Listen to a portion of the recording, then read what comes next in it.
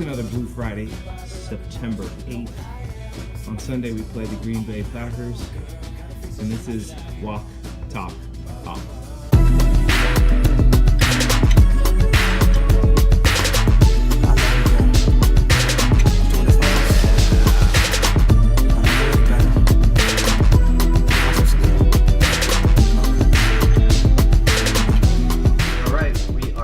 With my buddy John, playing in the frozen tundra, which is not going to be frozen. No. Probably sunny mid-70s. Yeah. Which is better for us, actually, because we usually play them in the cold, right? We had, 2 years ago we opened. Yeah. Or we played there in September. Okay, so let's talk about the most recent roster cuts. Okay. Let's talk about, or just the changes that we've made to our roster. Okay. Which would be Jermaine trade for Sheldon. Yep. You actually mentioned that last week. I did. Yeah. Yeah, it was, I mean, it's always sad to see a guy go that's been such a big piece of the team the last couple of years and made some of the most incredible catches. We're a Super Bowl champion because of you, one of your touchdowns. So shout outs to Jermaine Kearse. He was just traded today. Thanks for your service, Kearse.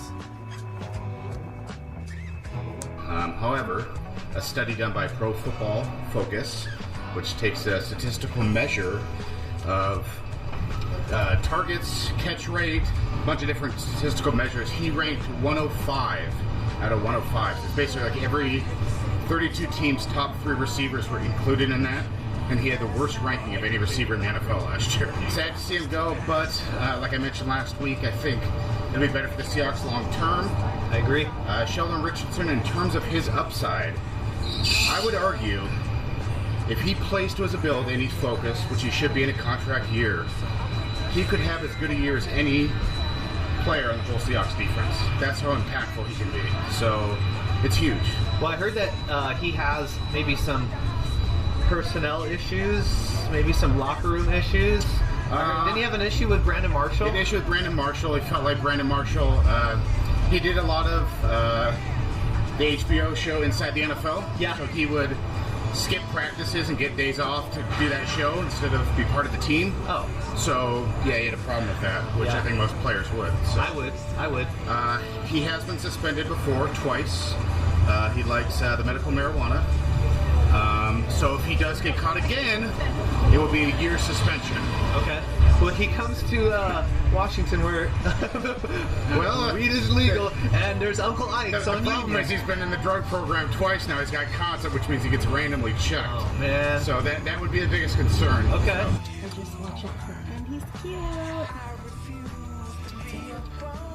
So, yesterday, if you guys didn't watch the Patriots game, Cassius Marsh, I just saw him get worked.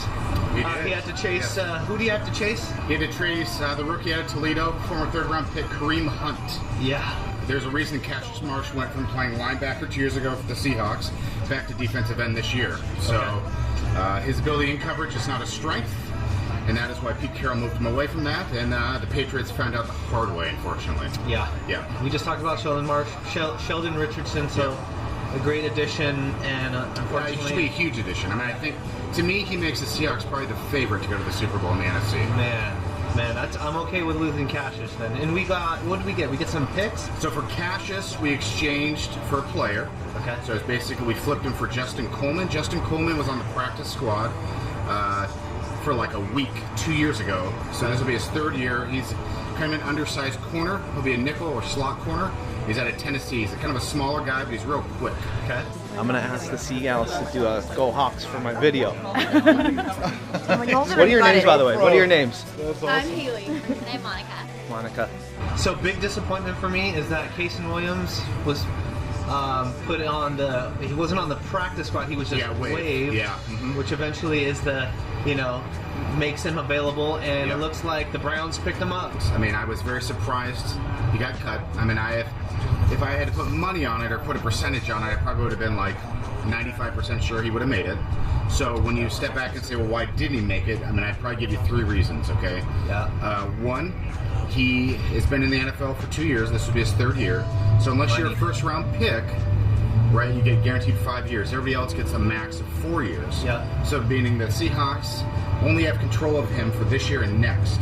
The guys they kept over him, being McAvoy and Darbo, McAvoy being his second year, so he's got 3 full more years. Right. And Darbo is in his rookie year, so he has 4 full years of control. That's reason one. Reason two, I think you have to wonder is, you know, Cason's been banged up throughout his career, dating back to his college at UW. Okay. Is he more beat up than the fans know about? Is there more there than we don't know? I mean, there very well could be. Well, Pete keeps a tight lip on his locker room. Right. So. Well, why would you release that? That's a true. competitive disadvantage, right? That's true. And three, I think probably the thing that's probably the most important why Cason didn't make it is while he made tackles on special teams in the preseason, I think McAvoy, who blocked a punt last year in Arizona, has great special teams value, and I think Darbo has probably got more, maybe special teams value and potentially more upside. Well, I like what I saw from Darbo last week when you had brought it up. Yeah. And then They didn't get a ton of opportunity, No. but I mean, the ability's there. You know, and again, the thing I'll say about Darbo is week one didn't play, was banged up. You know, better to not play him. He's, you know, not 100%. Week two, he got knocked out. Basically, Russell let him out to dry on a post route. Yeah. We got banged in the head by the strong safety Antoine Exium from former Virginia Tech Hokie for the Vikings. And then week three, he got 2 balls thrown his way. One was underthrown on a curl route, he got knocked, basically hit the defender. The other ball from Boykin was literally thrown out of bounds. He couldn't catch it. And then in Oakland, he made the best of his opportunities. nice. Okay. Look at that. I got the Cam Chancellor Starbucks sleeve. This caramel macchiato is about to hit me hella hard. All right, so we are playing the Packers on Sunday. Yes. Automatically, I'm sure people are thinking Eddie Lacy is going to want his revenge, or Yep. we're expecting a big game from Yep. him. So, what do you think? I don't know what to expect, to be honest with that. I think, as of now, I think he's probably the guy that gets the first carry. But I think you'll probably see all 4 running backs play. Yeah. Go Hawks! I think Rawls did not practice Tuesday, but practiced in full Wednesday and Thursday. So he'll probably play. I don't think, since he didn't play since the first game in the preseason, he won't get a lot of carries. You know, Carson proved he deserves the ball. I think there's a comfort level there. And then I think with Process, I would expect to see him mostly as a third down back to start the season. Yeah, I agree with that. Carson, from our fantasy league, I saw that you picked him up last. I kind of did the same thing in my draft on Wednesday. So as my sleeper, hopefully no one else figures that out. Well, I figured by mid-season, if not even the end of September, he'll probably be the starter. I mean, look, you know, Seahawks are never afraid to play young players. Yeah. And if he's the best player, and he can pass protect, and he can catch the ball, and he doesn't fumble, if he does those 3 things, he'll probably play. I think pass protect is probably the number one. You need to protect your money. He's better than Lacy there. Yeah. He's a better receiver than Lacy. Okay. The fumbling issues was a problem for him as a junior and in junior college. However, he corrected it as a senior, and he didn't fumble at all in the preseason. That's your Marshawn Lynch right there. He's filling all the gaps that Marshawn is leading. Well, it would be nice because you have him for no money. Yeah. And it's the league minimum for 4 years. The 12th man will be returning back for the 2017 season here in our living room. We're ready to play the Green Bay Packers this Sunday. Our defense, our new revamped defense versus their offense. What do you think? So, one thing I'll say, so last year when we played the Packers and we struggled in Green Bay, we did not have Earl Thomas. Yes. So that's the first thing that's a big advantage. Yes. Okay. The thing with Green Bay is they will spread you out. So their running back, Ty Montgomery, is similar to what we see from ProSize, where he's a former college receiver turned running back. Yes. So he has a lot of the same options where you can line him up, move him around. Can be kind of a chess piece. Okay. Packers will go 3 receivers. They'll put Cobb in there. They'll move, Jordy Nelson and Devontae Adams. Right. I think the key for the Seahawks will be, how does 26 do? Now, 26 is Shaquille Griffin. He will get picked on. Right.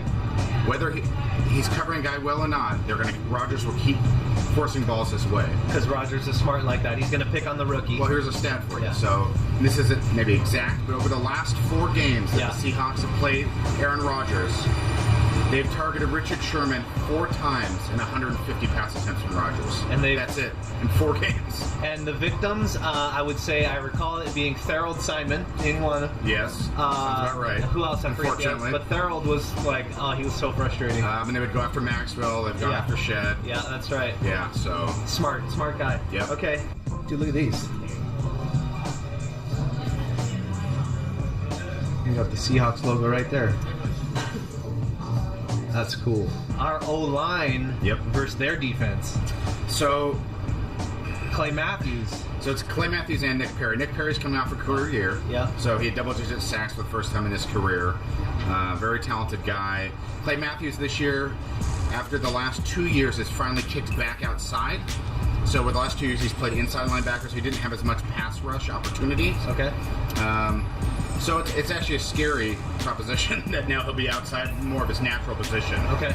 So it'll be a big test for both Fetty and Odiombo. Right, I mean, right. Odiombo especially. Well, truth be told, I think Odiombo might be better in pass protection than Fetty. So, but it'll be that could determine the game. I mean, the Seahawks want to move the sticks, keep it 3rd and short, make it a manageable 3rd down.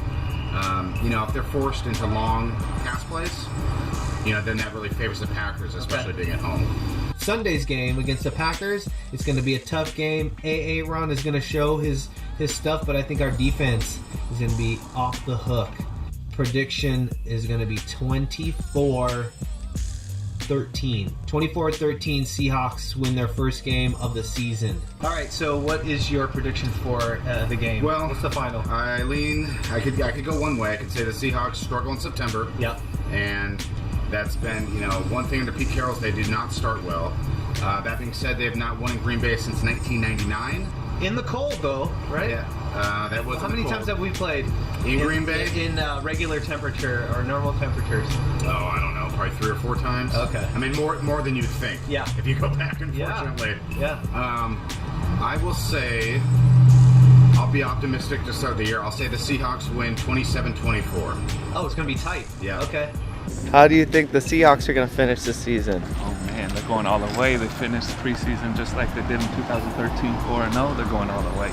What's the record going to be for regular season? In the regular season, I believe they're going to go 13-3. My prediction for the Seahawks season is that we're going to go 13-3, and our losses are going to be the Rams at Rams, so in LA, the Cardinals in Arizona, because both those teams get us at their home when we're away, and then the Cowboys in Dallas, which I will be going to the game with my wife and meeting up with the Groves. Shout outs to the Groves. All right, that's all I have. All right. Is that all for you? That's good for me. All right, man. Go Hawks. All right, go Hawks. Go Hawks! Go Hawks! Go Hawks! Go Hawks! Go Hawks, baby! Go Hawks! Go Hawks! Go Hawks! Go Hawks! Hey, Mom, say go Hawks. Go Hawks! Go Hawks! Go Hawks! Go Hawks! Go Hawks!